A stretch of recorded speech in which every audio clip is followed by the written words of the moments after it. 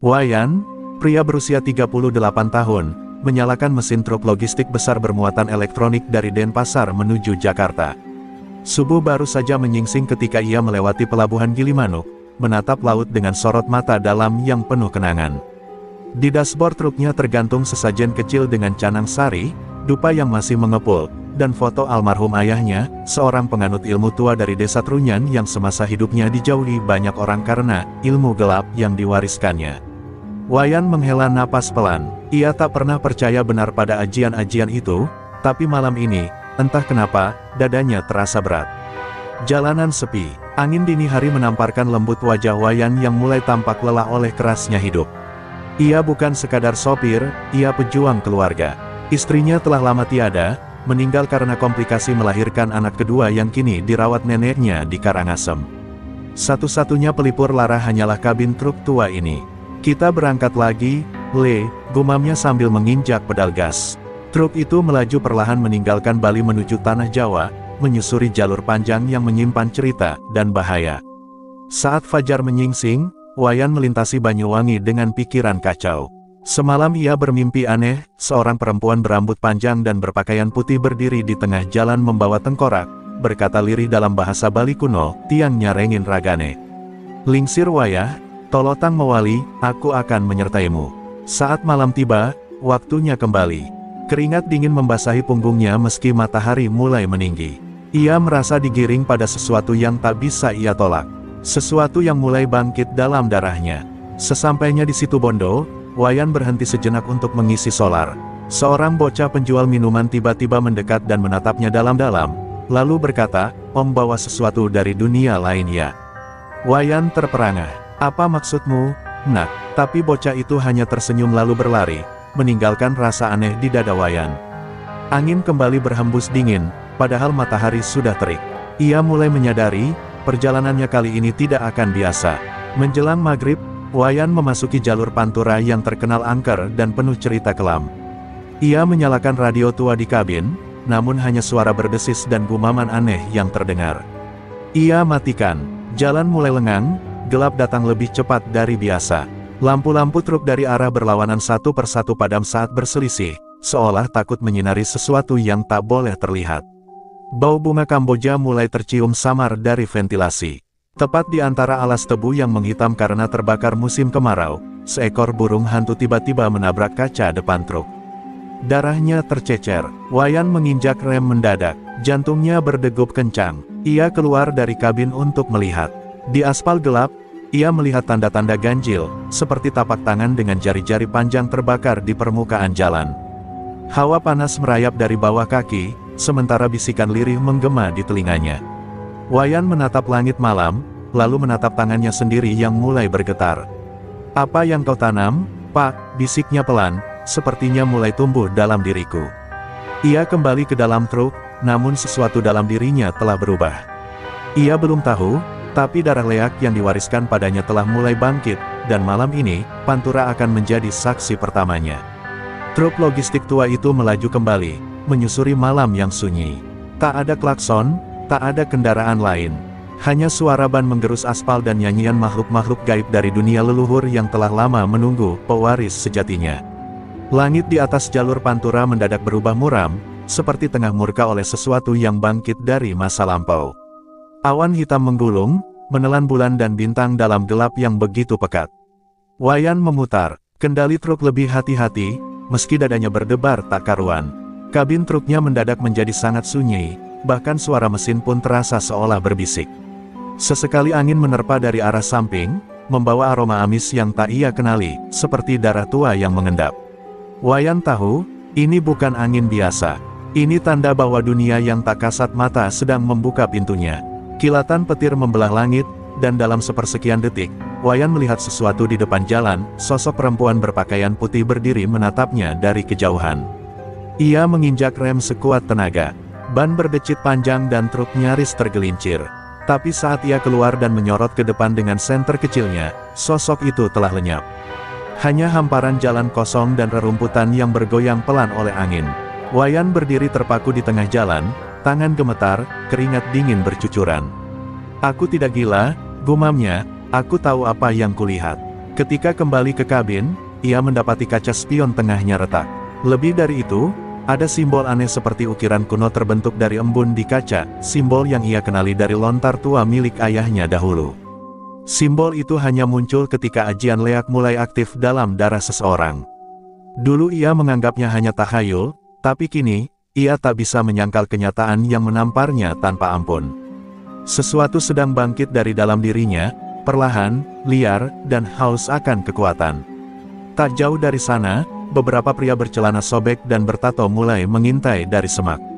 Bajing loncat. Mereka bukan preman biasa. Mereka sadis, terorganisir, dan sering meninggalkan korban jiwa di jalur pantura.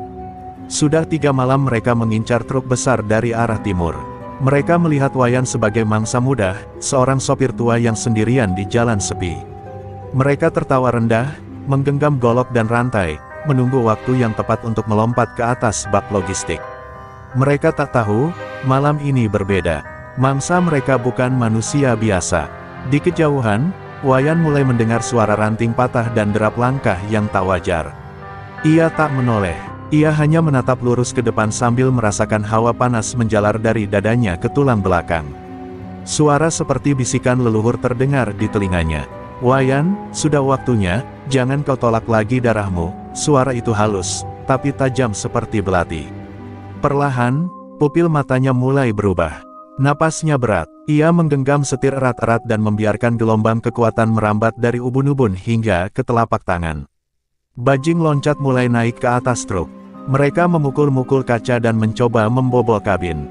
Namun tiba-tiba, salah satu dari mereka terlempar ke belakang, menghantam aspal tanpa menyentuh apapun. Tubuhnya seperti ditarik oleh kekuatan tak terlihat. Yang lain panik, tapi terlambat. Dari dalam kabin, Wayan membuka pintu perlahan, lalu turun dengan langkah lambat. Matanya kini bersinar merah darah. Udara mendadak menggigil. Tangan Wayan gemetar bukan karena takut, tapi karena kekuatan dalam dirinya mulai lepas kendali. Ajian leak telah hidup kembali. Wayan berdiri di depan truknya, menghadap para bajing loncat. Mereka menatapnya ragu, lalu mulai menyerang. Tapi satu persatu, mereka terjerembab sebelum sempat menyentuh kulitnya. Wayan tak bergerak sedikit pun. Hanya sorot matanya yang membuat darah mereka membeku. Malam itu, tanpa ada yang bisa menjelaskan, angin di pantura menjerit. Para bajing loncat menjerit lebih keras, tubuh mereka terpelintir, darah menyembur, dan jeritannya menghilang satu persatu di telan malam. Dari kejauhan, lampu-lampu kendaraan mulai tampak kembali menyala. Namun tak ada satupun yang berani mendekat saat melihat siluet seorang sopir berdiri tenang di tengah jalan gelap, dikelilingi tubuh-tubuh bergelimpangan. Sementara di balik punggungnya, bayangan. Makhluk besar bermata merah melayang seperti bayangannya sendiri. Wayan mendongak ke langit. Badai telah reda, tapi badai dalam dirinya baru saja dimulai. Pagi belum juga menyingsing, namun Wayan masih berdiri di depan truknya, dikelilingi tubuh para bajing loncat yang kini tak lagi bernyawa. Kabut tipis mulai turun, menyelimuti jalan pantura seperti kain kafan yang menutupi luka lama. Matanya perlahan kembali ke warna normal, namun tubuhnya masih bergetar. Ia menatap telapak tangannya, masih ada bekas darah yang belum kering. Tapi ia tahu, darah itu bukan milik manusia biasa. Para bajingan itu telah berubah ketika hendak menyerangnya, mata mereka hitam legam, lidah mereka bercabang. Seolah mereka sendiri adalah titisan kegelapan yang dikirim untuk menguji kekuatan dalam dirinya. Wayan kembali masuk ke dalam kabin dan menutup pintu pelan. Tangan kirinya mulai terasa perih, seperti terbakar dari dalam. Saat ia membuka lengan bajunya, tampak ukiran hitam yang membentuk simbol leak merayap di kulitnya. Simbol itu bukan tato, tapi semacam tulisan gaib yang hidup dan berdenyut seperti urat nadi. Ajian ini, hidup di dalam dagingku, bisiknya.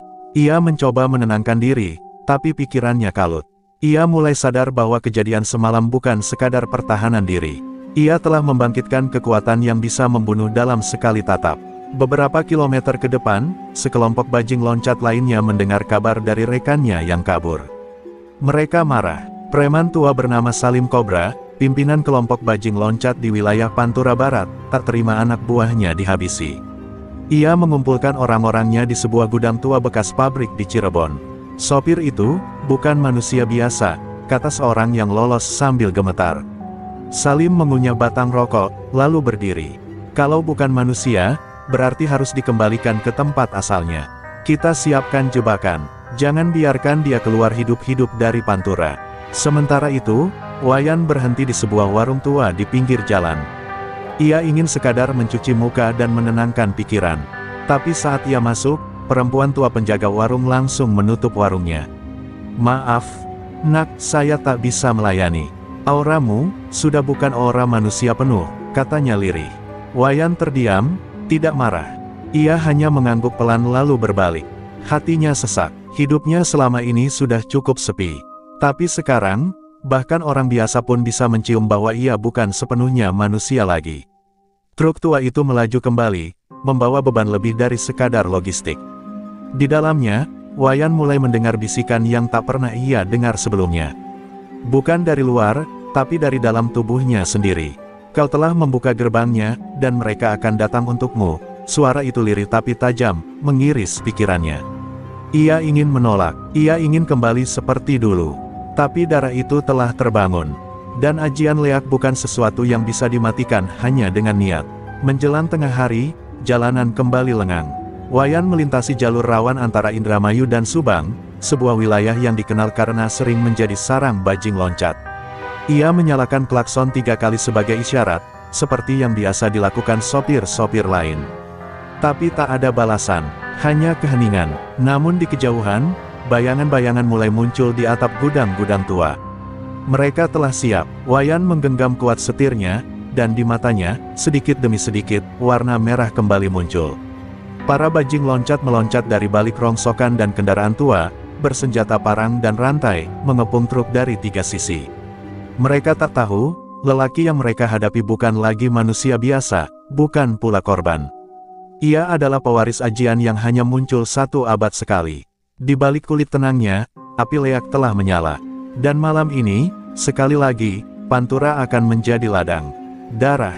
Wayan tak menunggu diserang. Ia membuka pintu kabin dengan 1 tendangan keras, melompat turun, dan berdiri seperti bayangan di antara cahaya senja yang menyala di belakang punggungnya.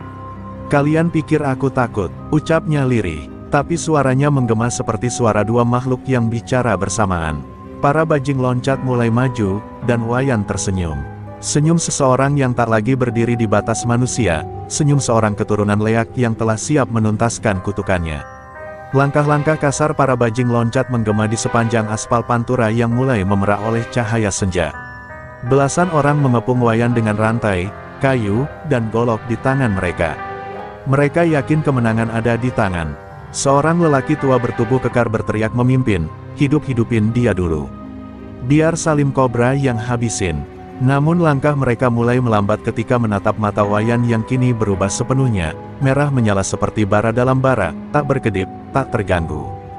Bukan karena takut, tapi karena sesuatu di balik tatapannya menyimpan kekosongan, seperti makhluk yang tak mengenal rasa sakit.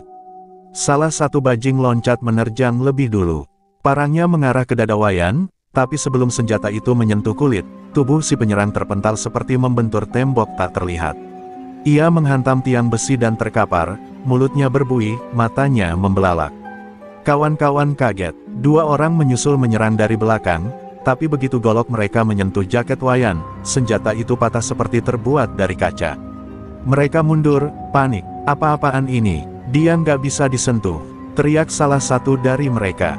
Wayan tidak bergerak sedikit pun. Tubuhnya diam, tapi aura di sekelilingnya seperti gelombang panas yang berdenyut. Udara menjadi berat, angin berhenti, seperti dunia menahan napas menyaksikan kebangkitan seorang leak sejati. Dari balik punggungnya, bayangan menyerupai sayap kelelawar raksasa perlahan membentang samar, muncul dari kegelapan, mengitari tubuhnya. Dalam bisikan tak terdengar, leluhurnya membisikkan mantra kuno. Ajian ini bukan sekadar pelindung. Ini adalah kutukan yang hanya aktif ketika darah keturunan sejati telah bangkit penuh. Beberapa bajing loncat mencoba kabur, tapi jalan di belakang mereka tertutup oleh pohon-pohon yang tumbang begitu saja, seolah digerakkan tangan tak kasat mata. Jerit panik memenuhi udara, bersatu dengan suara gagak yang entah dari mana datangnya. Wayan berjalan perlahan mendekati salah satu yang jatuh terduduk. Pria itu memohon ampun, menggigil seperti anak kecil. Tapi dalam sorot mata Wayan, tak ada belas kasihan. Hanya penghakiman dari dunia yang lebih tua dan lebih gelap dari dunia ini. Dengan satu gerakan tangan, tubuh si bajingan mencelat ke udara, lalu jatuh keras membentur aspal. Darah menggenang. Yang lain ketakutan bukan hanya karena kekuatan Wayan, tapi karena mereka sadar, mereka sedang berhadapan dengan makhluk setengah manusia, setengah arwah. Mereka ingin mundur, tapi tubuh mereka seolah dikunci di tempat. Nafas terasa berat, dunia sekitarnya seperti membeku dalam ruang terkutuk yang dipenuhi energi kematian. Tiba-tiba, satu suara menggema dari kejauhan. "Wayan!" teriak seseorang. Seorang lelaki tua dengan jubah putih muncul dari pinggir hutan. Ia membawa tongkat hitam dan kalung manik-manik tengkorak kecil. Dialah Mbah Lamijan, dukun tua dari Cirebon yang dikenal sebagai penyeimbang dunia gaib di jalur Pantura. Matanya menatap Wayan tajam, lalu bergeser menatap ke langit. "Kau, bukan manusia penuh lagi," gumamnya. "Ajian leak dalam tubuhmu, sudah tak bisa kau kendalikan, nak." Wayan menatap Mbah Lamijan dengan tatapan hampa, seolah kesadarannya mulai terkikis. "Aku tidak ingin ini," suaranya serak, gemetar. Tapi mereka membangunkannya. Tubuhnya mulai bergetar keras. Simbol-simbol leak di tangannya kini membara merah. Ajian itu meminta korban, dan malam ini, ia belum selesai. Mbah Lamijan mengangkat tongkatnya dan berseru keras ke langit. "Kalau begitu, malam ini, aku yang akan mengujimu." Dan jalur Pantura kembali bersiap jadi medan pertempuran antara dua kekuatan gaib yang sudah lama tertidur. Langit di atas jalur Pantura menggantung berat. Awan menggulung kelabu, menyaksikan duel dua kekuatan kuno yang tak seharusnya bangkit bersamaan. Di satu sisi, Wayan berdiri dengan tubuh dilingkupi aura merah darah, bayangan leak membentang seperti kabut hidup. Di sisi lain, Mbah Lamijan menggenggam tongkat kayu hitam berukir mantra kuno, dikelilingi asap kemenyan yang menari melawan arah angin. Dua generasi ilmu hitam dan putih bersiap saling menguji batas. Jalanan sepi, para bajing loncat telah lari tunggang langgang, tapi hawa kematian masih melekat di udara, menyesakkan dada siapapun yang berani mendekat. "Wayan, kau tak memilih jalan ini, tapi darahmu telah menentukannya sejak lahir," ujar Mbah Lamijan, suaranya berat, membawa gema dari dunia gaib.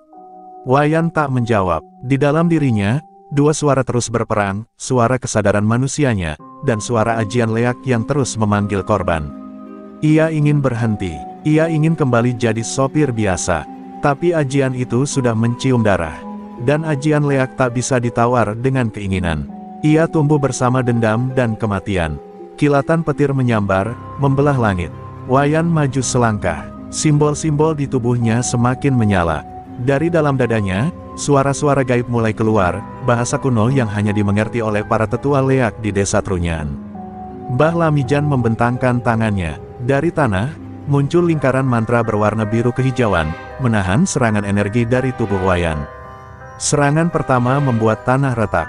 Pohon-pohon di sekitar mereka terbakar sebagian. Jalan aspal menghitam, seperti dilewati neraka. Pertarungan dua kekuatan ini tidak seperti duel biasa. Ini bukan tentang pukulan atau senjata. Ini tentang jiwa, tentang siapa yang bisa mengendalikan roh leluhur dan ajian paling dalam. Wayan memanggil bayangan leak miliknya yang kini berubah menjadi siluet kepala raksasa berambut api. Mbah Lamijan memanggil sosok perempuan tua bertaring panjang dari balik tongkatnya, wujud penyeimbang ilmu hitam bernama Niranti Putih. Dua entitas ini saling menerkam di udara, bertabrakan dan menghancurkan udara malam dengan suara gaung yang membuat burung-burung jatuh dari langit. Tubuh Wayan mulai melemah. Ia belum terbiasa menanggung kekuatan sebesar ini. Tiba-tiba wajah ayahnya muncul dalam penglihatan batinnya, senyuman lembut yang dulu ia anggap dingin. "Wayan, ajian ini bukan untuk membunuh, tapi untuk menjaga keseimbangan. Jika digunakan dengan kemarahan, maka kau akan menjadi iblis. Tapi jika kau berdamai, kau bisa mengendalikannya." Air mata menetes di pipi Wayan, meski wajahnya tetap kaku. Mbah Lamijan melihat perubahan itu. Ia menurunkan tongkatnya. "Kalau kau bisa mendengar ayahmu, maka aku tak perlu membunuhmu." Tapi leak dalam diri Wayan belum mau menyerah. Ia haus, ia ingin darah. Wayan berteriak keras, tubuhnya menggigil, sebelum akhirnya ia menghempaskan dirinya ke tanah, menancapkan tangannya ke aspal, dan membisikkan mantra pengunci warisan. Mantra yang hanya bisa diucapkan oleh pewaris sejati. Dalam sekejap, simbol-simbol menyala terang, lalu menghitam. Aura leak di sekelilingnya lenyap seperti asap ditelan angin. Wayan terkapar, tubuhnya lemas. Mbah Lamijan mendekat perlahan, menunduk. "Kau memilih jalan yang benar," bisiknya. Tapi sebelum ia sempat membantu Wayan bangkit, tanah di sekitar mereka bergetar. Dari balik pohon-pohon jauh, cahaya merah lainnya mulai menyala. "Bukan hanya dia," ujar Mbah Lamijan. Suara bergetar, leak, yang lain juga mulai bangkit. Dan pertarungan sejati baru saja dimulai. Wayan masih terbaring di tengah jalanan sepi Pantura, tubuhnya lemas, napasnya berat, dan darah menetes dari sudut bibir. Ia baru saja berhasil menahan ledakan ajian leak dalam dirinya, namun harga yang harus dibayar begitu mahal, seluruh persendiannya nyeri, kulitnya terasa terbakar, dan kepalanya berdengung oleh bisikan gaib yang belum juga berhenti. Di sekitarnya, udara masih panas, tanah masih retak, dan aroma dupa bercampur darah masih menggantung di udara. Di tengah kelemahan itu, Wayan berusaha membuka mata. Ia sadar, pertarungan barusan belum berakhir. Itu hanyalah awal dari badai yang lebih besar. Mbah Lamijan berdiri tak jauh, memandangi jalur gelap yang membentang ke arah barat. Matanya menatap nanar. Dari balik pepohonan di kejauhan, samar terlihat bayangan-bayangan bergerak cepat, melompat dari batang satu ke batang lainnya. Cahaya merah menyala dari mata mereka, menembus kegelapan seperti bintang neraka. Leak-leak lama, para pecahan yang dulu dikutuk di timur Bali, mereka merasakan bangkitnya darah utama, gumam Lamijan. Mereka datang bukan untuk menyatu, tapi untuk menelan pewaris terakhir, Wayan. Dalam kepanikan, Mbah Lamijan menarik beberapa helai rumput dan abu kemenyan dari kantongnya, lalu membentuk lingkaran pelindung di sekeliling Wayan. "Kau harus tetap sadar, Nak," katanya sambil membacakan mantra penjaga jiwa. "Kalau kau pingsan sekarang, leak dalam dirimu akan diambil alih. Dan saat itu terjadi, dunia ini tidak akan pernah tenang lagi." Namun Wayan tidak menjawab. Ia menggigit bibir, menahan perih, menahan dunia gaib agar tidak sepenuhnya merebut tubuhnya. Langkah-langkah berat mendekat dari arah barat. Jalanan Pantura yang sebelumnya sepi mulai bergetar. Muncul sosok pertama dari balik kabut, seorang pria bertubuh tinggi dengan rambut panjang gimbal, mengenakan kain hitam penuh darah kering. Matanya menyala merah menyilaukan, dan dari mulutnya keluar asap gelap yang menggumpal seperti racun.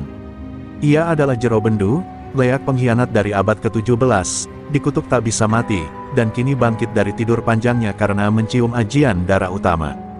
Jero Bendu tertawa pelan, suaranya seperti kayu basah dibakar api, serak dan menusuk. Akhirnya, pewaris sejati muncul. Tubuhnya masih muda, jiwanya masih labil, sangat sempurna. Ia mendekat. Mbah Lamijan segera berdiri menghalangi. "Kau tak akan menyentuh dia," teriaknya. Tapi Jero Bendu hanya mengangkat tangan, dan tubuh Lamijan terpental sejauh 5 meter, menghantam pohon dengan suara keras. Darah muncrat dari mulutnya, mantra pelindung mulai melemah. Wayan membuka mata lebar-lebar saat melihat Jero Bendu mendekat. Dadanya kembali dipenuhi amarah, tapi bukan amarah yang sama seperti sebelumnya. Ini amarah karena takdirnya diganggu. Ia bangkit perlahan, tubuhnya gemetar, namun matanya menyala terang. "Kalau kau ingin tubuhku, kau harus datang dan merasakannya sendiri," ujarnya. Suaranya bukan hanya suara Wayan, tapi juga suara leluhur yang hidup dalam darahnya. Suara para penjaga leak sejati. Jero Bendu mengerang. Ia melompat ke arah Wayan dengan cakar hitam terbuka. Tapi sebelum serangan itu sampai, Wayan menyatukan kedua telapak tangannya dan membisikkan mantra rahasia, mantra terakhir dari ayahnya yang hanya bisa digunakan sekali seumur hidup. Dari dalam tubuhnya, muncul cahaya putih kebiruan, dan bayangan leaknya kini berubah, lebih besar, lebih terang, dan memiliki wajah manusia. Ajian leak itu kini tak lagi liar. Ia telah tunduk pada tuannya. Dan ketika cakar Jero Bendu hampir menyentuh wajah Wayan, cahaya itu menyambutnya dengan dentuman dahsyat, menggetarkan seluruh Pantura. Tubuh Jero terpental jauh, membentur truk logistik yang masih terparkir. Truk itu penyok parah, tapi Wayan tetap berdiri, dengan tubuh yang kini menyatu dengan ajian leaknya. Untuk pertama kalinya, ia berhasil mengendalikannya, tapi ia tahu, pertarungan belum selesai. Masih banyak leak lainnya, dan malam ini baru pembuka dari perang warisan kegelapan yang telah lama tertidur. Truk logistik tua milik Wayan kini tampak seperti besi mati yang menyaksikan horor demi horor di tengah malam Pantura. Di sekitarnya, bekas pertempuran barusan masih membara, sisa ledakan ajian leak yang Wayan lepaskan untuk mengusir Jero Bendu meninggalkan retakan di tanah dan bekas hangus di pepohonan. Namun, ketenangan itu tak berlangsung lama. Dari kejauhan, suara tangisan lirih terdengar, seperti perempuan meratap sambil berjalan. Tangisan itu pelan, tapi menggema di hati seperti kabar duka. Wayan berdiri kaku. Ia mengenal suara itu. Bukan dari dunia ini, tapi dari ingatannya yang paling purba, suara Nyoman Galuh, nenek buyutnya yang dulu hilang di tengah upacara pembersihan leak. Tanpa banyak bicara, Wayan perlahan melangkah menjauhi truk, mengikuti suara tangis itu. Langkah kakinya membawanya menuju hamparan ladang tebu yang terbakar sebagian. Ujung batang-batangnya masih menyala merah kecil, dan asap mengepul tipis seperti kabut gaib. Ladang ini sunyi, namun hawa panas dan energi halus bergumul seperti perut bumi sedang marah. Di antara batang tebu, samar-samar terlihat sosok perempuan tua berjubah putih dengan rambut panjang menjuntai menyentuh tanah, membelakanginya. Tubuhnya gemetar, dan suara tangisnya tak berhenti. Wayan mendekat perlahan, hatinya teriris. Di antara ketegangan dan rasa takut, ada rasa iba dan rasa bersalah yang tak bisa ia jelaskan. Saat hanya berjarak 3 langkah, sosok itu berbalik perlahan. Wajahnya adalah campuran antara wajah manusia tua dan tengkorak. Mata kirinya kosong, mata kanan menyala merah redup. Ia tersenyum getir. "Wayan, cucuku, darahku mengalir dalam tubuhmu. Tapi kau menolaknya," ujarnya lirih. "Ajian leak itu milik kita, bukan untuk menolak kematian, tapi untuk menjaga batas dunia." Wayan menunduk, tubuhnya lemas. "Aku tak pernah ingin warisan ini, Nek. Aku hanya ingin hidup tenang, mengantar barang, membesarkan anakku." Suaranya nyaris putus, tapi Galuh mendekat, menyentuh dadanya dengan jari kurusnya yang dingin. "Kau bukan ditakdirkan untuk tenang. Kau pewaris terakhir. Jika kau menolak, para leak buangan akan membunuhmu, dan mengambil tubuhmu." Saat jari itu menyentuh, ingatan masa kecil Wayan menyeruak. Ia ingat malam ketika ayahnya membakar seekor ayam hitam di hutan dan membisikkan mantra ke dalam telinganya yang kecil. Saat itu, ia hanya anak kecil ketakutan. Kini ia berdiri sebagai lelaki yang diikat takdir. Tiba-tiba, batang-batang tebu di sekitar mereka bergerak liar, seperti diterjang badai dari dalam tanah. Dari sela-sela pohon tebu muncul sosok-sosok tinggi kurus bermata merah, leak buangan dari timur Bali yang telah lama terkunci di dimensi lain. Mereka kini berhasil menembus batas karena kekuatan Wayan yang bangkit tanpa pengendali. Jeritan terdengar, sosok-sosok itu mulai mengepung, menari seperti hantu lapar, lidah mereka menjulur panjang, dan suara mereka mencaci dalam bahasa Bali kuno. "Pewaris, beri kami tubuhmu, biar ajian leak kembali jaya." Wayan mundur, napasnya tak teratur. Tapi Nyoman Galuh berdiri di hadapannya, menatap makhluk-makhluk itu dengan mata marah. "Kalian tak punya hak, kalian dibuang karena melanggar batas," teriaknya. Namun para leak itu tak peduli. Mereka melompat serentak ke arah Wayan. Dan saat itu, Galuh menoleh dan berteriak, "Sekarang, Wayan, gunakan ajian pancer jagat, satukan tubuh dan bayanganmu, dan jangan ragu." Wayan tak tahu dari mana tenaga itu muncul. Tapi ia mengepalkan tangan, menarik napas dalam, dan membiarkan tubuhnya menyatu dengan arwah leluhurnya. Cahaya merah muda menyala dari dada Wayan, meledak seperti dentuman halilintar. Tubuhnya melayang pelan, matanya tertutup, namun ajian dalam dirinya berputar seperti cakram surgawi. Satu persatu leak buangan itu tersambar cahaya, meleleh seperti lilin dibakar, jeritan mereka memecah malam hingga ke ujung ladang. Wayan berteriak dalam bahasa leluhur, dan tubuhnya menggigil hebat. Ia jatuh tersungkur di tanah, namun kali ini, ia tak lagi menjadi korban dari ajian leak. Ia mulai menjadi tuannya, dan saat ia membuka mata, ladang tebu kembali sunyi. Tapi Nyoman Galuh sudah menghilang. Hanya selendang putih kecil yang tersangkut di batang tebu sebagai tanda bahwa leluhurnya telah kembali ke tempatnya. Wayan menggenggam kain itu dan menatap langit gelap. Ia tahu, malam ini ia menang. Tapi leak-leak yang lebih kuat, belum muncul. Dan tubuhnya hanya tinggal batas tipis dari kehancuran. Pagi itu, langit Pantura masih kelabu, seperti belum rela melepaskan sisa-sisa kegelapan yang terjadi semalam. Asap tipis masih membubung dari ladang tebu yang hangus, dan di antara rerumputan liar serta batang tebu yang roboh, petugas kepolisian dari Polres setempat mulai menelusuri lokasi yang baru saja menjadi saksi pertempuran gaib.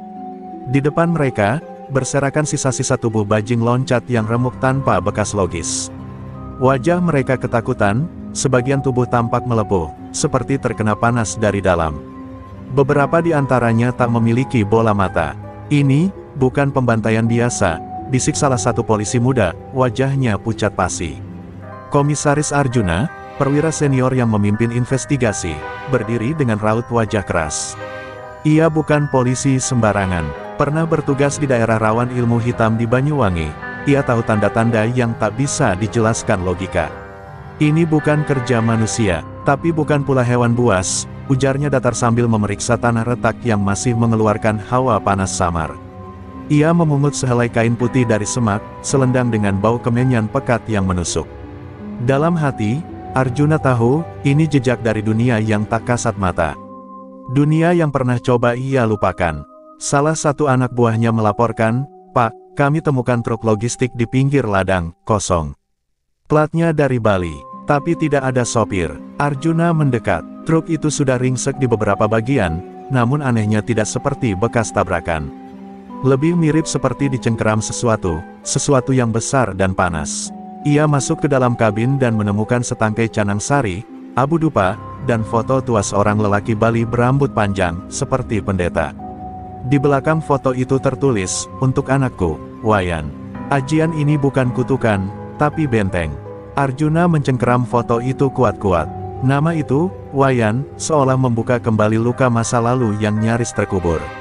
Di masa mudanya, Arjuna pernah menyelidiki pembantaian di Desa Trunyan, pembantaian yang ditutup rapat oleh pemerintah karena melibatkan ilmu leak. Dalam laporan rahasia itu, disebutkan seorang bayi laki-laki diselamatkan dari desa, dibawa kabur oleh ayahnya. Bayi itu diyakini pewaris ajian tertinggi, tapi jejaknya hilang setelah ayahnya meninggal misterius. Sekarang, nama Wayan muncul kembali, di tengah puluhan mayat dan tanda-tanda ajian tua yang mulai hidup. "Jangan sebar berita ini ke wartawan," kata Arjuna tegas. "Bersihkan lokasi. Jangan ada yang tahu apa yang kita lihat." Sementara itu, Wayan bersembunyi di sebuah bangunan tua tak jauh dari ladang, tubuhnya berbalut kain robek dan luka. Ia menyaksikan semua dari kejauhan. Ia melihat petugas datang, membawa prosedur dan logika ke dalam tempat yang telah dijamah kekuatan yang jauh lebih tua. Ia tahu, pada akhirnya, manusia akan datang untuk menanyakan, menginterogasi, bahkan mungkin menahannya. Tapi, bagaimana menjelaskan bahwa tubuhnya kini menyimpan ajian yang bisa menembus batas alam? Bahwa dalam dirinya ada sosok leluhur yang bisa membakar orang hidup-hidup hanya karena dia marah. Dalam hatinya, Wayan ingin menyerah. Ia ingin menghentikan semua ini, menyerahkan diri, meminta bantuan. Tapi setiap kali ia mencoba menjauh dari ajian itu, tubuhnya kembali panas, dan bisikan-bisikan gaib kembali memanggil. "Jangan takut pada manusia, takutlah pada para leak yang belum bangkit," kata suara itu, dingin dan berbisik dari balik dinding pikirannya. Ia tahu, polisi bukan ancaman sesungguhnya. Ancaman sejatinya, masih tertidur.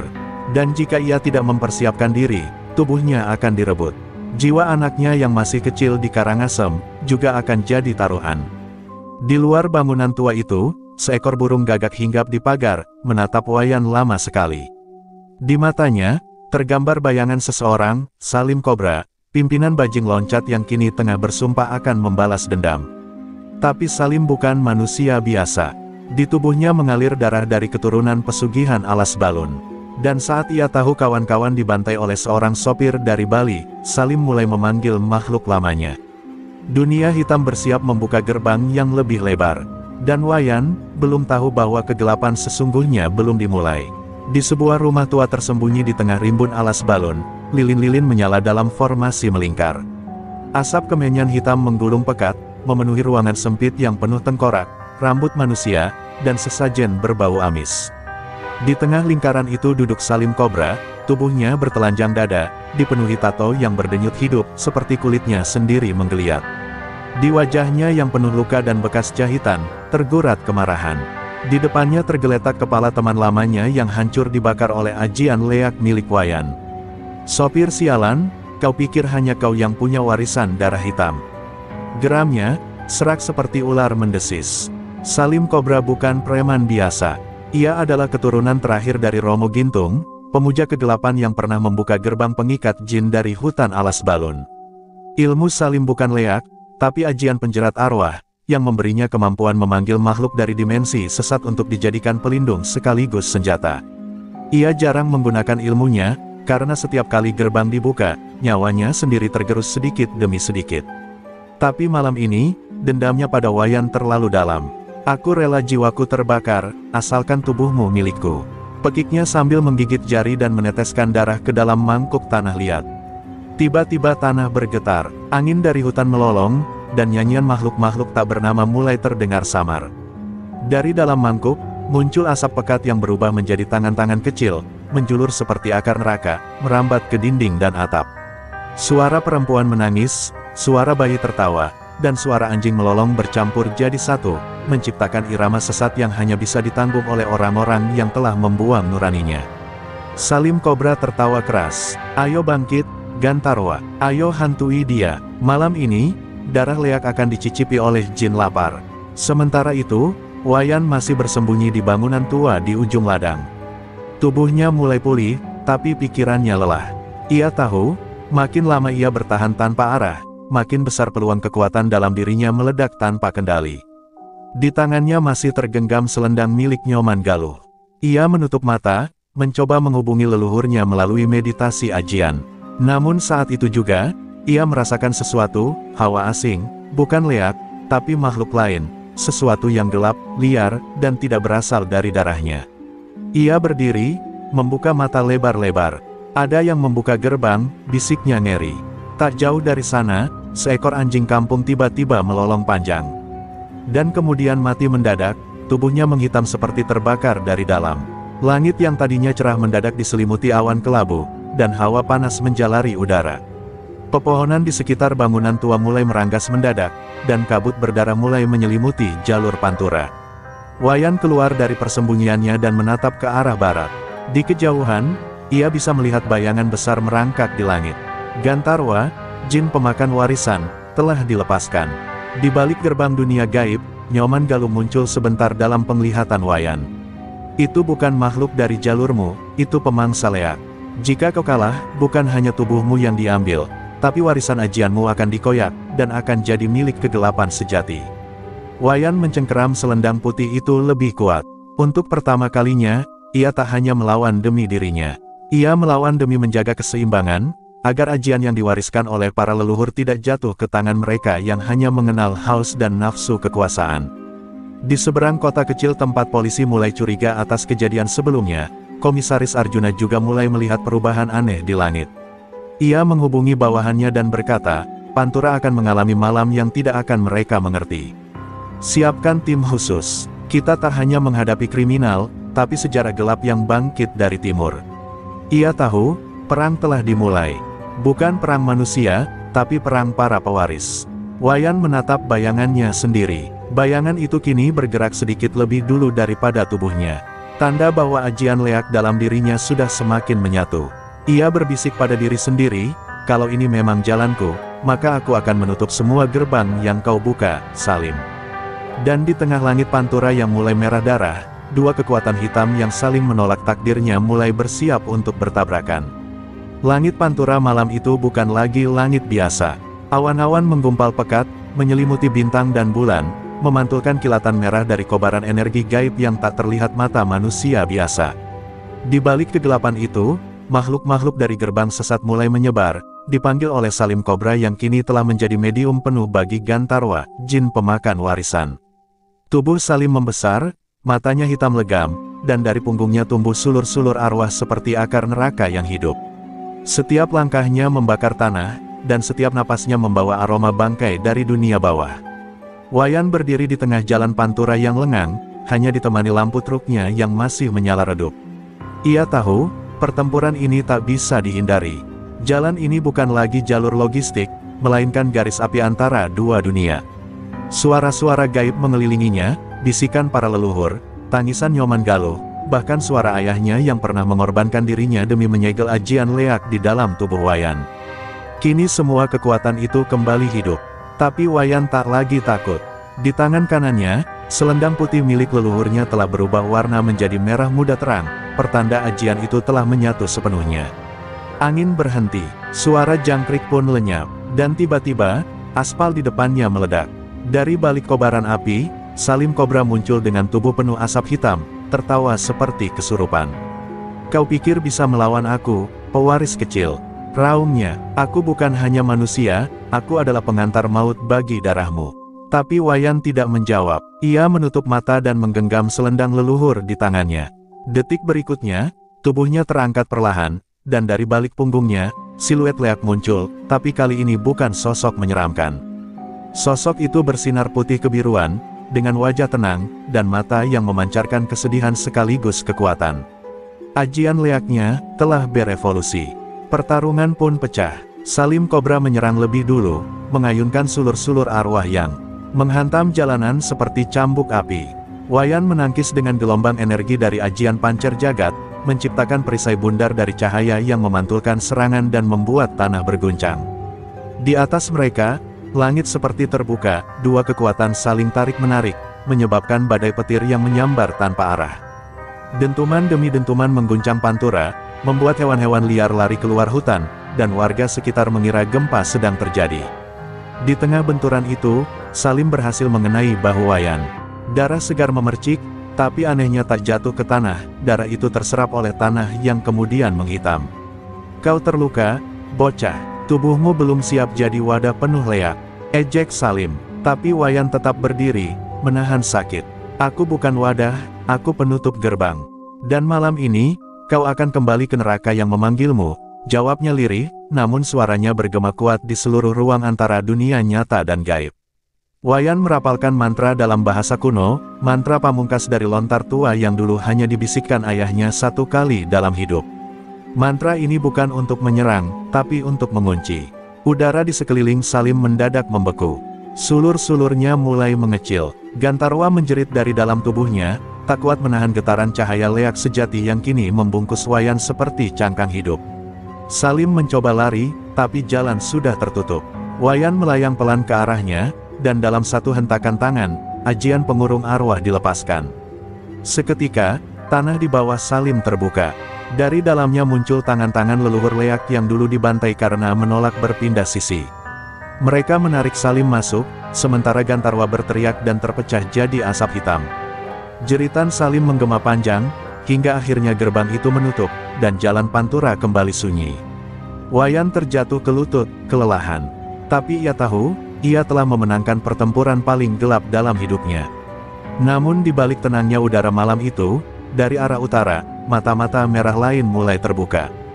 Pertarungan boleh saja selesai, tapi para makhluk dari jalur hitam lain kini mencium satu hal, Leak sejati telah bangkit kembali. Dan mereka tidak akan tinggal diam. Pagi menyambut Pantura dengan sunyi yang aneh. Jalanan kembali dilalui truk dan kendaraan umum, seolah tak ada yang tahu bahwa semalam jalur itu menjadi medan pertempuran dua kekuatan supranatural. Wayan duduk di tepi aspal, punggungnya bersandar pada ban truknya yang sudah rusak parah.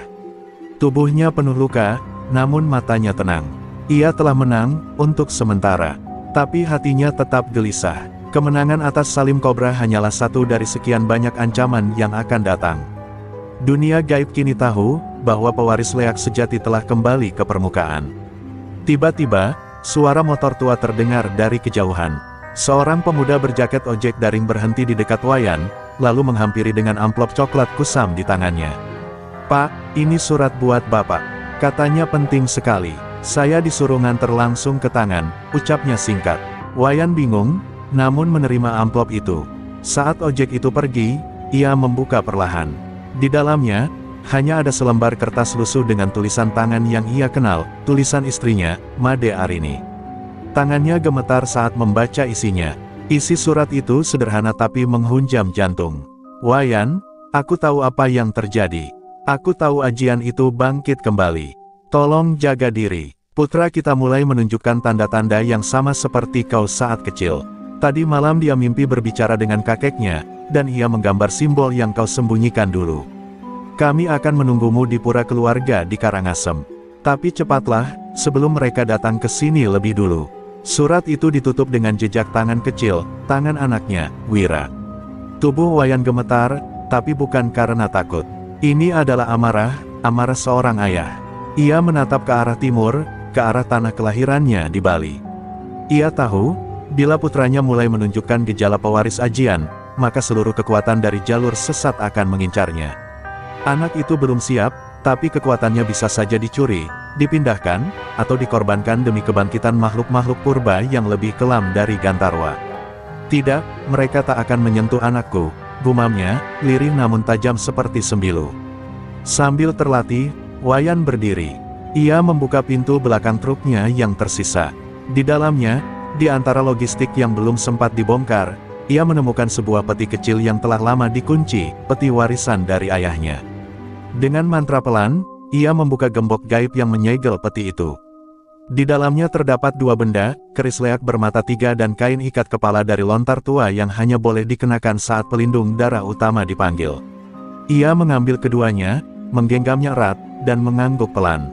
Ini belum berakhir, ini baru dimulai. Di tempat lain, di sebuah padepokan gelap di lereng Gunung Raung, beberapa sosok berjubah hitam berkumpul mengitari cawan besar berisi darah binatang. Mereka adalah Dasa Bayangan, 10 dukun hitam keturunan pengkhianat ilmu leak yang dulu diburu oleh leluhur Wayan. Mereka telah lama menunggu kebangkitan warisan sejati, dan kini, mereka tahu pewaris itu telah muncul. Bocah itu harus dihentikan sebelum darahnya matang. Jika tidak, tak ada yang bisa mengalahkan ajian leak putih, bisik pemimpinnya. Wayan kini menatap jalur ke arah selatan. Ia tahu, ia harus meninggalkan truknya. Ia harus kembali ke Bali, ke Karangasem. Tapi ia juga tahu, perjalanan ini bukan sekadar kembali ke rumah. Ini adalah perjalanan pulang untuk bertarung, untuk melindungi darahnya, dan untuk mengakhiri perburuan ribuan tahun terhadap ajian yang selama ini dianggap kutukan. Dengan langkah pelan, namun mantap, ia berjalan ke arah terminal terdekat. Langkah seorang sopir, yang kini tak hanya membawa logistik, tapi takdir warisan kegelapan yang harus disucikan dengan darah dan keberanian. Perjalanan Wayan menuju Karangasem tak semudah menyeberangi selat. Ia memilih jalur darat dan laut yang tak biasa, menghindari pantauan aparat maupun dukun-dukun bayangan yang mungkin sudah membuntutinya. Ia menyamar sebagai penumpang biasa di truk logistik lain, mengenakan topi dan masker lusuh. Namun setiap kilometer yang dilalui, hawa dalam tubuhnya semakin gelisah. Ajian leak di dalam dirinya terus bergetar, seolah memberi peringatan bahwa tanah yang akan ia injak bukan hanya kampung halaman, tapi juga medan pengujian darah terakhir. Saat kapal feri yang membawanya mendekat ke dermaga Gilimanuk, langit berubah kelam tanpa alasan. Burung-burung beterbangan keluar dari hutan bakau, dan nelayan-nelayan tua berhenti melaut lebih awal. Seorang bapak tua penjaga warung di pelabuhan melihat ke arah Wayan yang diam mematung, dan dengan suara gemetar ia berkata, kau pewarisnya, ya. Aku ingat wajah itu, dulu ayahmu lewat sini, malam sebelum desa Trunyan dilanda petaka. Wayan hanya tersenyum tipis, lalu membungkuk hormat dan melangkah pergi. Ia tak punya waktu untuk menjelaskan. Ia hanya punya satu tujuan, menyelamatkan anak dan menyegel kembali warisan berdarah ini sebelum semuanya terlambat. Malam pertama di Karangasem terasa asing baginya. Meski ia lahir di tanah itu, namun seluruh desa seolah membeku saat kehadirannya tercium. Wayan berjalan melewati pura-pura tua yang dulu sering ia datangi saat kecil. Kini, tiap langkahnya seakan membangunkan roh-roh lama. Lampu-lampu padam satu persatu saat ia melintasi jalan setapak. Di balik pepohonan, beberapa wajah samar muncul, para tetua yang telah lama meninggal namun menolak benar-benar pergi. Mereka mengangguk, perlahan, mengakui kedatangan pewaris sejati. Ajian leak putih telah pulang. Made Arini, istrinya, berdiri di ambang pintu rumah keluarga mereka yang sederhana namun kental dengan aroma dupa dan bunga. Tangannya gemetar saat melihat suaminya yang kini berdiri dalam aura berbeda. Bukan hanya tubuhnya yang tampak lebih kuat, tapi mata Wayan kini menyimpan kehampaan seorang penjaga dunia gaib. Tanpa kata, mereka berpelukan.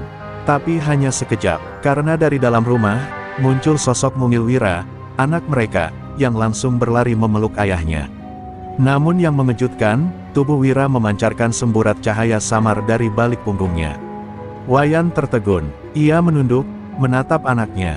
Di punggung Wira tergambar samar-samar pola yang sama seperti yang dulu muncul di tubuhnya saat remaja, pola simbol leak, namun lebih murni, lebih bersih, seperti bentuk ajian sebelum dikotori oleh nafsu dan pembalasan. Dia sudah mulai terbuka, ujar Arini pelan. Setiap malam, ia bicara dalam bahasa yang tak ku mengerti, dan pagi-pagi ia tahu kejadian yang belum terjadi.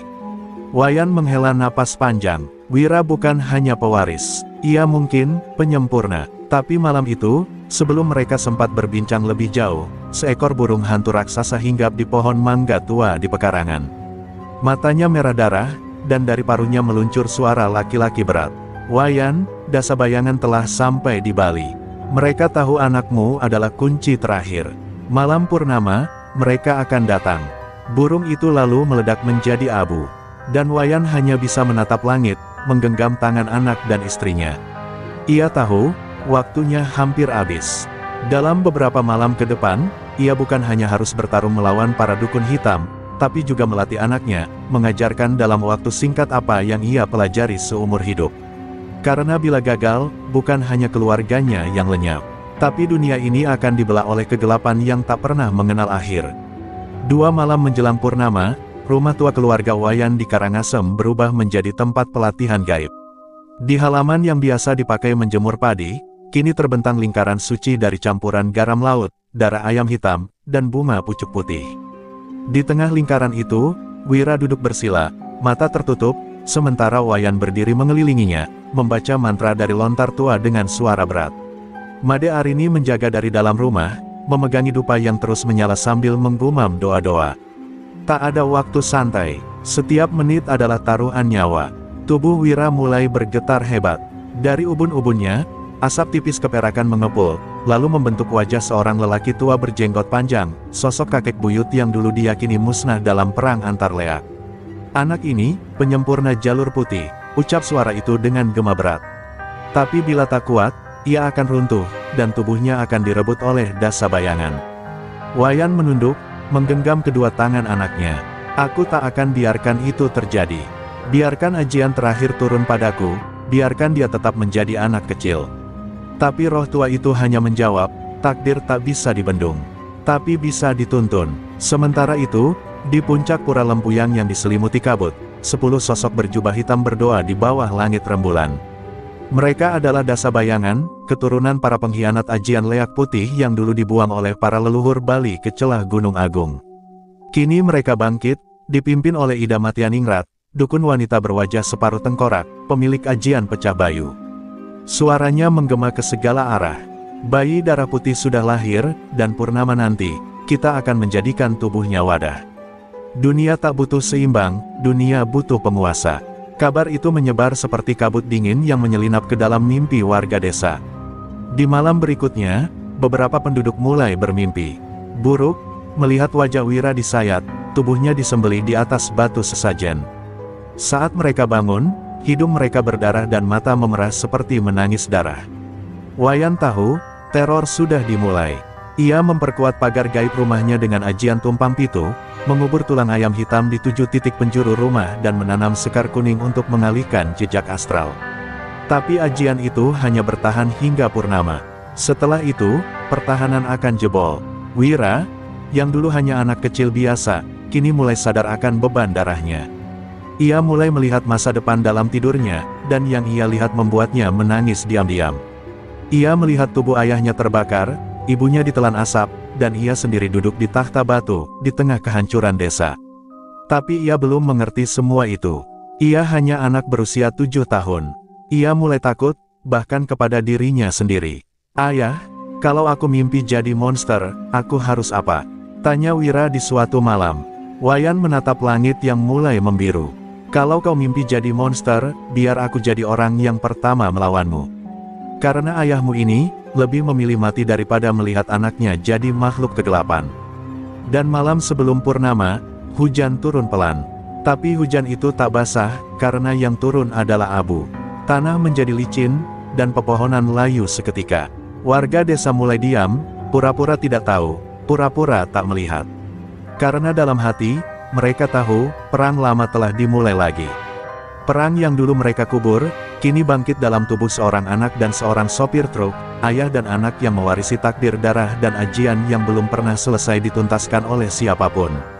Di tengah malam itu, di dalam lingkaran suci, Wira membuka matanya.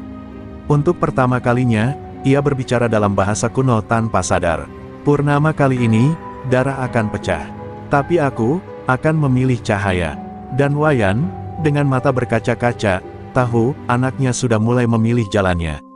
Tapi apakah cahaya itu cukup kuat, saat kegelapan 10 dukun hitam sudah di kaki gunung, siap datang menerkam. Malam purnama akhirnya tiba, langit Karangasem membelah sunyi dengan cahaya putih keperakan yang jatuh tanpa ampun ke bumi. Tapi cahaya itu tidak membawa ketenangan, ia justru menguak gerbang-gerbang gaib yang selama ini tersembunyi. Di pelataran rumah Wayan, seluruh pagar energi sudah menegang seperti benang-benang api. Dupa-dupa terbakar dengan nyala biru, dan tanah di 7 penjuru mulai bergetar halus. Di tengah lingkaran suci, Wira berdiri, tubuh kecilnya dibalut kain putih dengan raja pelindung dari darah ayam hitam. Matanya terpejam, tapi tubuhnya memancarkan aura yang tak bisa disangkal, ia bukan anak biasa malam ini, ia pewaris garis akhir. Wayan berdiri di sisi kanan, membawa keris leak bermata 3 yang kini terus berdenyut, seolah bernafas. Di sisi kiri, Made Arini memegang dupa dan lonceng kecil, mulutnya tak henti membaca doa untuk memagari jiwa Wira dari serangan astral. Tapi mereka tahu, malam ini, pertahanan bukan lagi di luar, melainkan dari dalam. Karena serangan sesungguhnya akan datang dari yang tak terlihat, dan tak semua bisa dihadapi dengan keris atau ajian. Jaga napasmu, Wira, bisik Wayan, jangan ikuti suara apapun yang memanggil dari bayangan. Dan suara itu datang. Dari langit, dari tanah, dari setiap benda mati, muncul suara-suara gaib yang memanggil Wira dengan nama leluhurnya. Nawan, Nawan, pewaris cahaya, biarkan kami masuk, suara itu manis, merayu, penuh janji akan kekuatan. Tapi juga penuh ancaman akan kehancuran jika ditolak. Di saat bersamaan, dari arah timur, datang 10 sosok berjubah hitam melayang perlahan. Mereka adalah Dasa Bayangan, dan di tengah mereka, berdiri Ida Matianingrat, dukun wanita setengah tengkorak, membawa tongkat dari tulang manusia. Serahkan bocah itu, atau kami akan mencabut jiwa seluruh desa. Tanah mulai retak. Dari dalamnya muncul ular-ular hitam dan wajah-wajah manusia yang menjerit dalam lumpur. Salah satu Dasa Bayangan, dukun Lodra, mulai melafalkan ajian pengikat. Wayan segera membalas dengan menghujam keris leak ke tanah, memunculkan dinding api suci yang membelah halaman dan mengurung mereka dalam medan pertempuran. Pertarungan pun pecah, cahaya putih dan hitam saling menyambar. Langit bersuara seperti ratusan gong ditabuh. Dan Wira, ia berdiri di tengah semua itu, menggigil, mendengar ribuan bisikan, melihat ribuan wajah masa lalu, dan merasa jiwanya ditarik dari tubuhnya. Wayan menahan 2 serangan sekaligus, tubuhnya mulai berdarah. Salah satu anggota Dasa Bayangan berhasil merobek bahunya, tapi ia tak mundur. Kau tak akan ambil anakku, raungnya, tapi Ida Matianingrat tertawa, dan menunjuk Wira. Dia sudah memilih kami, Wayan. Lihat matanya, Wayan menoleh, dan jantungnya nyaris berhenti. Mata Wira kini memerah, darah keluar dari hidungnya, ia melayang perlahan, tubuhnya seperti terikat bayangan. Ayah, aku, dingin, suara anaknya serak. Seakan 2 jiwa berebut tubuh mungil itu. Made Arini berlari, memeluk Wira, menangis dan memanggil namanya. Tapi tubuh Wira mulai berubah, bayangan gelap membungkusnya seperti kepompong. Saat itu, Wayan tahu, hanya satu cara. Ia harus memindahkan ajian leak putihnya sendiri, memindahkan seluruh inti kekuatan ke tubuh anaknya, agar jiwa Wira memiliki cukup cahaya untuk melawan. Tapi itu berarti, ia akan mati. Tanpa ragu, ia menikam keris leak ke dada kirinya sendiri, memanggil seluruh ajian dalam tubuhnya, lalu mengarahkannya ke tubuh anaknya yang melayang.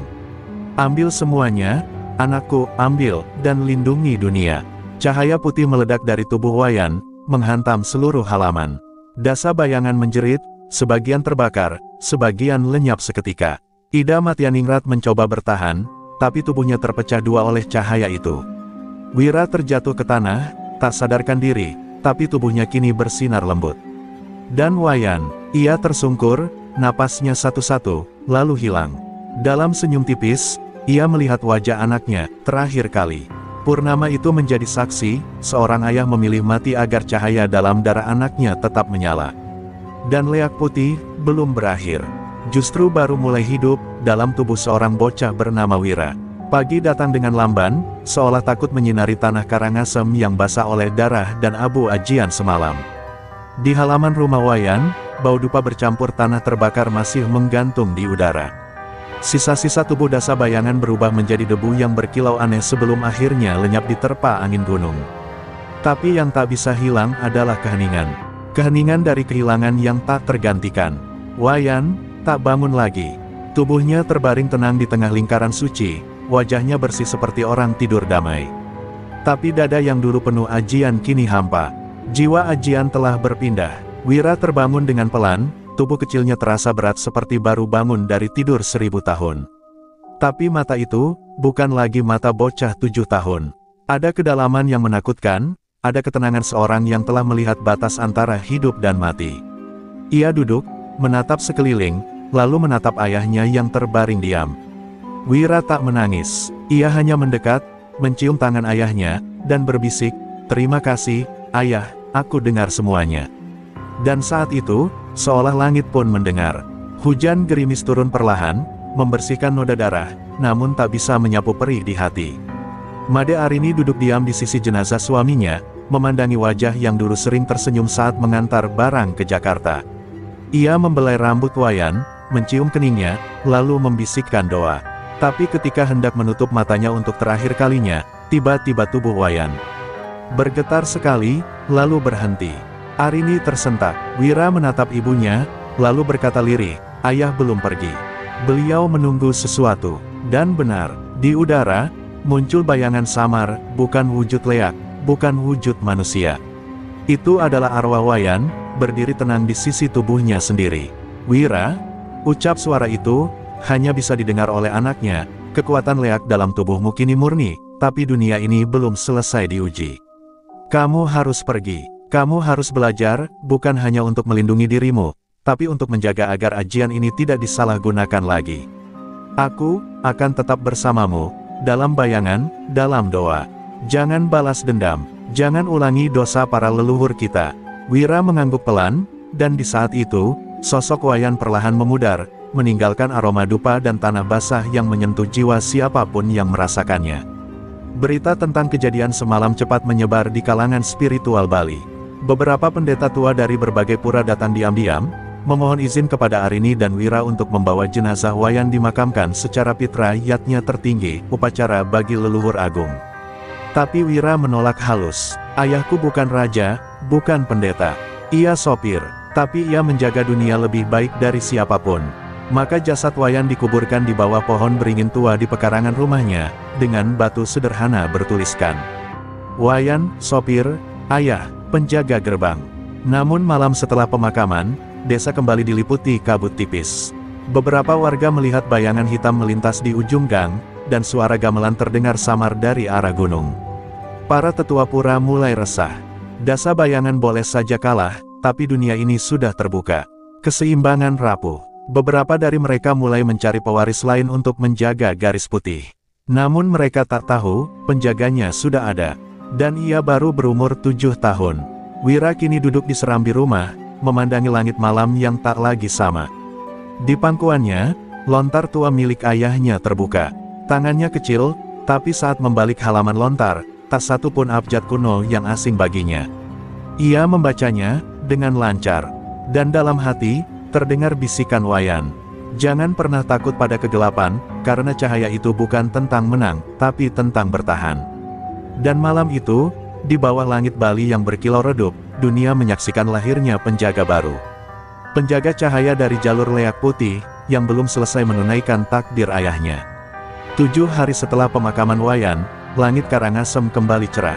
Tapi dalam dada setiap orang yang mengenalnya, langit tak pernah benar-benar terang lagi.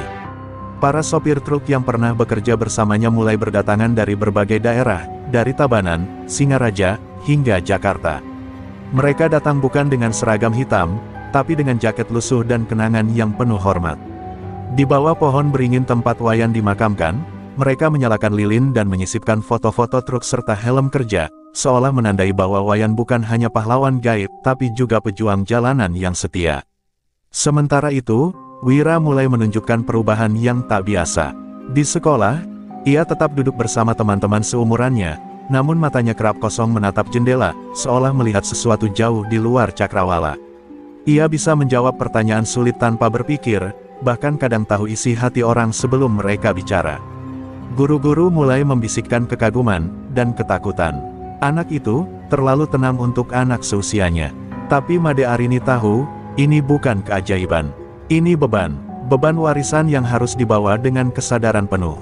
Suatu malam, suara kentongan pura terdengar 3 kali, pertanda gangguan gaib di wilayah desa. Seekor anjing ditemukan mati dengan tubuh kaku dan mata membelalak.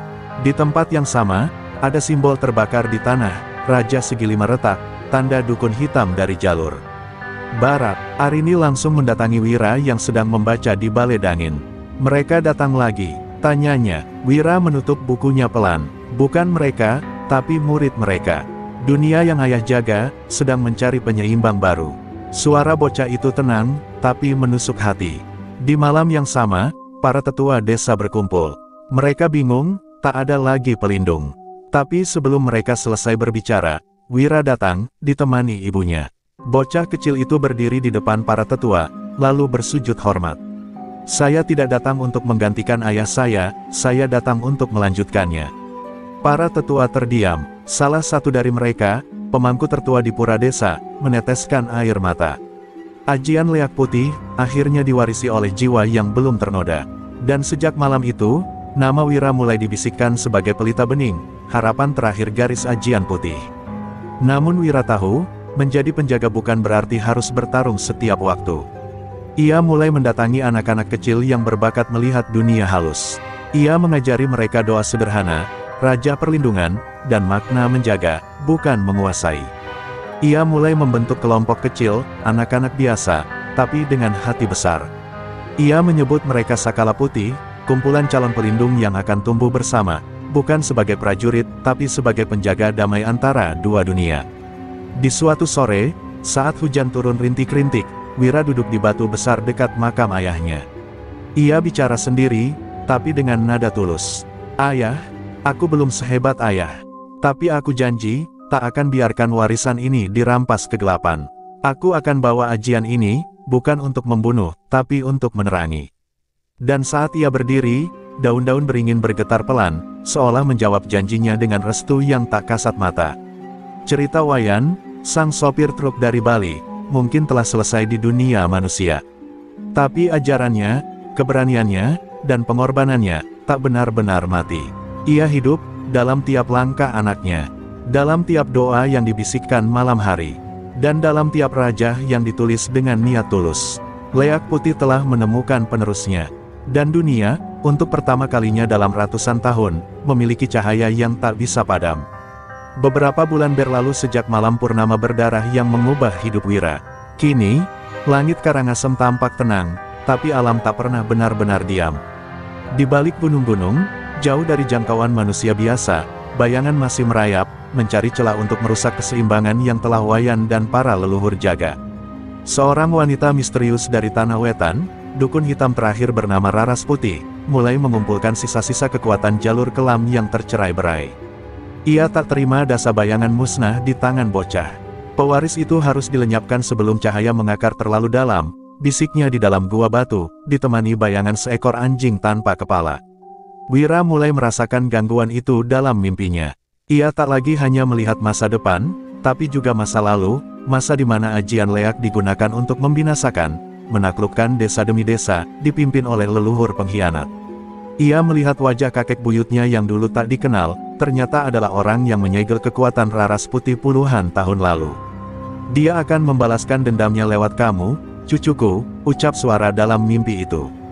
Wira terbangun dengan peluh dingin. Ia mulai sadar, apa yang dulu diperjuangkan ayahnya, belum benar-benar berakhir. Suatu malam, seekor burung gagak putih jatuh dari langit dan mati di depan halaman rumah Wira. Di bawah bangkainya terdapat selembar kulit kambing bertuliskan Raja Kuno dan sebuah kalimat. 3 malam lagi, kamu akan menjadi lilin terakhir. Wira tak gentar, ia tahu ini tantangan langsung dari Raras Putih. Tapi ia juga tahu, ini bukan pertempuran untuk dilawan sendiri. Ia memanggil sahabat-sahabat kecilnya di kelompok Sakala Putih, lalu berkata tegas, kita tak lagi bersembunyi. Kita akan berdiri, seperti ayah berdiri. Tapi kita tak akan membalas dendam. Kita akan menghentikan semuanya. Malam yang dijanjikan pun tiba. Gunung Agung memancarkan cahaya merah samar, dan di langit terlihat gerhana parsial seperti mulut raksasa hendak menelan bulan. Rarasputi datang tak sendiri. Ia membawa 2 anak kecil hasil tumbal ajian kelam yang telah dikorbankan agar bisa menampung roh jahat dari 7 jurus peluru sukma. Tapi Wira datang lebih dulu, berdiri di atas batu pelinggih dengan lontar warisan Wayan di tangan kanan, dan api dupa menyala di kiri. Aku bukan pahlawan, aku bukan anak dukun, tapi aku penjaga, dan aku memilih cahaya. Pertarungan tak sebrutal yang dibayangkan.